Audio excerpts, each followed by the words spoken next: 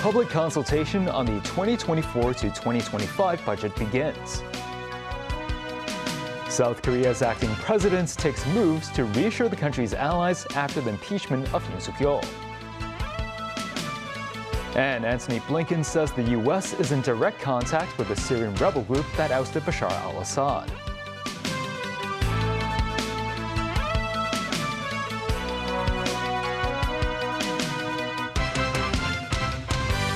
Good evening and welcome to TVB News. The public consultation for the next fiscal year's budget began today. Financial Secretary Paul Chan stressed the need for more prudent management of public finances. Some economists believe authorities should be more decisive in cutting expenditure, adding that certain officials should have their salaries reduced and that the civil service establishment should be downsized. Starting today, residents are welcome to submit suggestions for the upcoming budget via public consultation. Financial Secretary Paul Chan noted on his blog that Hong Kong continues to undergo an adjustment period owing to the uncertain external situation and geopolitical tension. He added the city needs to be more prudent with managing its public finances while it pushes for further economic development. Chan emphasized development should be the central goal, with stability being the key factor, and urged the community to tackle the challenge together. The FS also pointed to several measures implemented by the central government to stabilize and benefit the city's economy, which led to recent improvements in market sentiment and an increase in the number of mainland tourists. Despite ongoing geopolitical tension, Chan noted the number of overseas companies setting up shop in Hong Kong reached record-high figures. He said it reflects their confidence in the SAR and that it is a result of the government's drive to tell the world the true Hong Kong story. This as the city continues to face a deficit of some $100 billion for 3 consecutive years. Some economists believe the government should be more decisive in expenditure reduction and suggested cutting the salaries of certain officials by 10 to 20%. Economist Lee Soo-po said authorities should be held accountable for the current economic situation in the city. He added that the government could be more efficient, citing U.S. President-elect Donald Trump's recent appointment of Elon Musk in the country's efficiency department. South Korea's opposition leader today offered to work with the government to ease political chaos 1 day after President Yoon Suk-yeol was impeached and suspended. Parliament voted 204 to 85 on Saturday to impeach Yoon after his December 3rd declaration of martial law, which lasted just 6 hours. Prime Minister Han Duck-soo, who has taken over powers as acting president, said the government will continue to function as he sought to reassure allies and calm financial markets. Nasvi Karim has more. Han Duck-soo, South Korea's acting president, in his first official briefing since President Yoon Suk-yeol was impeached and suspended from duty, Han was contrite, purposeful, and even relieved. Yoon's hand-picked Prime Minister Han apologized to South Koreans for the December 3rd declaration of martial law. He reassured the country's allies that South Korea would continue to perform its duties without disruption, and his sense of relief comes from the fact that he is safe from impeachment for his alleged role in the martial law episode. Lee Jae-myung, leader of the opposition Democratic Party, said they would not seek to impeach Han because excessive impeachments could lead to confusion in national governance. However, the party vowed to maintain pressure on Yoon, urging the Constitutional Court to act swiftly to remove him from office. According to South Korean law, the court has 180 days from impeachment to rule on the president's future, and if he is removed, a national election to choose a successor must be held within 60 days. Yoon last week declared martial law, accusing opposition parties of anti-state and pro-North Korean activities. Martial law lasted 6 hours before the National Assembly voted overwhelmingly to block it. The White House said Han spoke to U.S. President Joe Biden, who expressed his appreciation for the resilience of democracy and the rule of law in South Korea. As South Koreans celebrate on the streets, many are hoping Yoon is removed. Office worker Koo Ha-kyung said that's inevitable, but she was at the same time dismayed that 85 lawmakers sided with Yoon. Small business owner Choi Young-chul described Yoon as incompetent and hopes a new leader will emerge to lead the country. But Yoon, who has vowed to fight to the end, is not without significant support. Thousands rallied in Central Seoul in support of him, opposing impeachment and demanding the arrest of Lee Jae-myung. This woman said it's just the beginning of their fight to clear Yoon. Nazri Karim, TVB News. Syria's de facto leader Ahmad al-Sharaa said Israel is using false pretexts to justify its attacks on Syria. He said he is not interested in engaging in new conflicts as the country focuses on rebuilding following the end of Bashar al-Assad's reign. This as the U.S. Secretary of State Antony Blinken wrapped up perhaps his last Middle East visit as America's top diplomat, with the aim of preventing Syria from spiraling out of control after the sudden ousting of Assad. Tracy Furness has more. Top diplomats from the United States, Turkey, the European Union and Arab nations held talks in Jordan where they agreed that a new government in Syria should respect minority rights and will not offer a base for terrorist groups. Today, the United States and our partners in the region have agreed on a set of shared principles to guide our support for Syria and its people going forward. America and our partners have an important stake in helping the Syrian people chart this new path. We know that what happens inside of Syria can have powerful consequences well beyond its borders, from mass displacement to terrorism. And we know that we can't underestimate the challenges of this moment and in the weeks and months ahead. Blinken also said American officials have been in direct contact with the terrorist-designated HTS rebel group that led to the overthrow of Assad. He would not discuss details of the contact, but said it is important to convey messages to the group about its conduct and how it intends to govern in a transition period. Meanwhile, Turkey reopened its embassy in Damascus on Saturday, the first country to do so since the end of Bashar al-Assad's rule. It's also the first time since diplomatic ties were cut in 2012 between the two countries. This Syrian citizen said the Syrian people are happy. The relations with other countries are back. Thank God diplomatic ties with Turkey are back. This as Yarmouk refugee camp outside Damascus, which was once seen as the capital of the Palestinian diaspora before the war in Syria reduced it to row after row of blasted out buildings, is now seeing former occupants trickle back. The camp had been taken over by a series of militant groups and then bombarded with government warplanes before being abandoned since 2018. Residents who previously wanted to return to rebuild their homes were stymied by bureaucratic and security requirements. This former camp resident said, "To put it simply, we are now free. You can go anywhere you want when you have freedom. But before, we needed 20 different approvals to enter the camp, and you needed to pay bribes to so many people." Tracy Furness, TVB News. Former U.S. House of Representatives Speaker Nancy Pelosi underwent successful hip replacement surgery in Luxembourg. Her office says she is well on the mend. Pelosi was injured on a trip to Luxembourg and was admitted to a hospital for evaluation. She thanked the staff of Landstuhl Regional Medical Center and the hospital in Luxembourg for their excellent care and kindness. Pelosi was in Europe with a bipartisan congressional delegation to mark the 80th anniversary of the Battle of the Bulge in World War II. She tripped and fell while in an event and fractured her hip.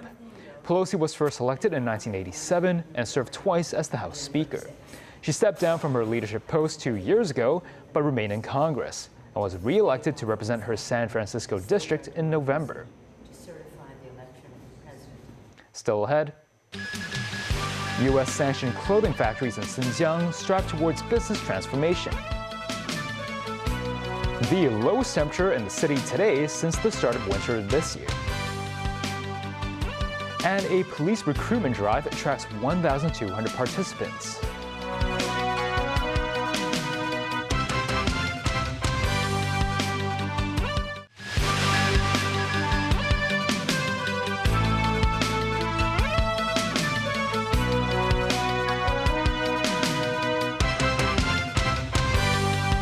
Welcome back. More than 100 Chinese companies have been sanctioned by the U.S. as of now. Among them, more than 40 are from Xinjiang.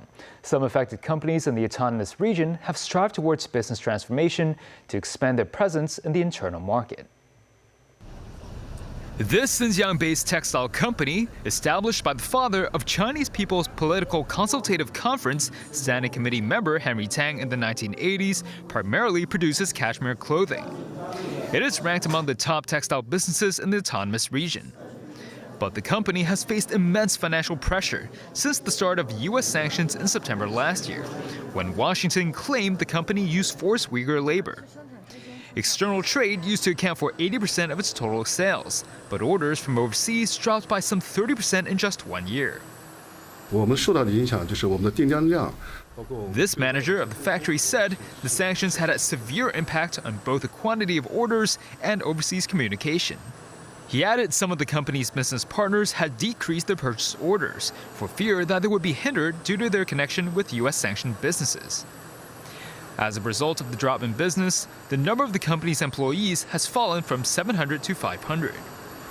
However, the company remains firm in combating allegations of forced labor. Liu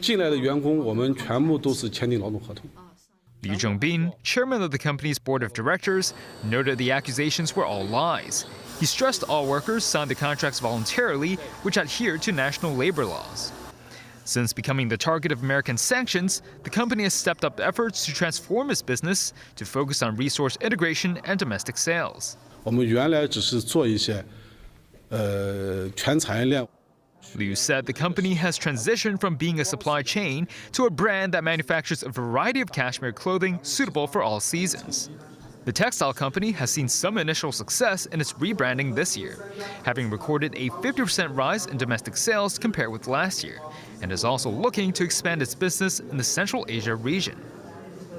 The observatory recorded the lowest temperature in the city since the start of winter at 13 degrees Celsius. Several residents remain unhindered by the cool weather as they continued exercising outdoors, but most could be seen wearing extra layers. Weather authorities said the northeast monsoon has brought about lower temperatures across the Guangdong coastline. The observatory forecast the weather to remain similar tomorrow morning, with the temperature gradually rising in the next 2 to 3 days.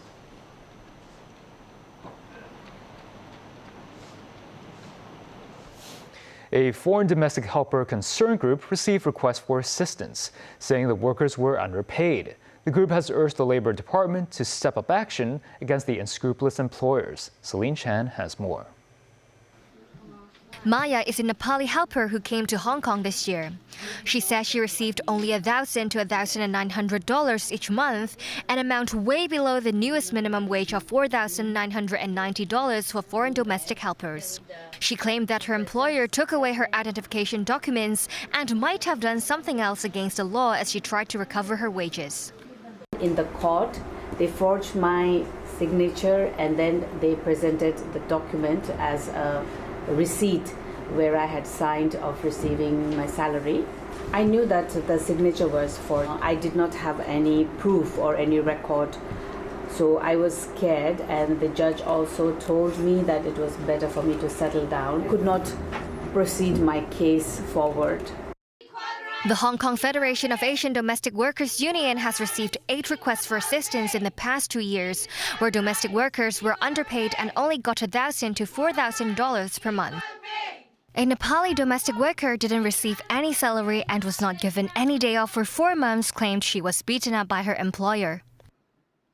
The concern group said domestic workers who are newcomers to Hong Kong are more vulnerable to exploitation. That's because they usually don't know their legal rights well and have no idea who to turn to when they need help. The group has called for compulsory courses for workers when they first arrive at Hong Kong to make sure they know their rights. It also pressed the Labor Department to strengthen law enforcement action. Celine Chan, TVB News. The Police Recruitment Experience and Assessment Day was held at the Police College in Wang Shu Kang today. The events attracted more than 1,200 participants and around 400 on-site registrations. Ann Ip tells us more. The police force has 6,000 jobs currently available. They aim to recruit 200 police inspectors and 1,000 constables. Today marks the 9th time the Experience Day has been held. Different equipment was shown to participants and the daily routines of on-duty police were explained. A police demonstration of firearms at the shooting range was a new addition to this year's event. The activity was added in so that police hopefuls could gain first-hand understanding of how shooting practices are conducted. An outdoor shooting range simulation was also set up for the public to experience. The particularly new things It's around the firearms, the feeling of the noise created by the firearms. Citizens could apply for the police force on the spot and join fitness tests and interviews. I come here because I like this job. I think in my future I am going to be a PC officer, and I want to take care of my family and friends. My main point of today is find out what is the important way to become a good officer. This participant said that becoming a policeman was a top choice for him due to the job stability it offers. He also said that under today's poor economical environment, he believes there will be more people applying for the police force. This police hopeful said that he worked in retail, but was highly affected by the pandemic. He said with the job opportunities offered by the police force, he hoped that today's event would give him deeper insights into what it's like working with the police. Candidate requirements were loosened by the police last May, welcoming applicants of all heights and weights. The police said that candidate requirements will continue to be adjusted according to the needs of the public. The police noted that the highlight of today's event is the new decorations featuring firearms alongside pandas, which aligns with the government's new initiative to promote pandas as a key tourist attraction in Hong Kong. And TVB News. And that's the news. Thanks for watching.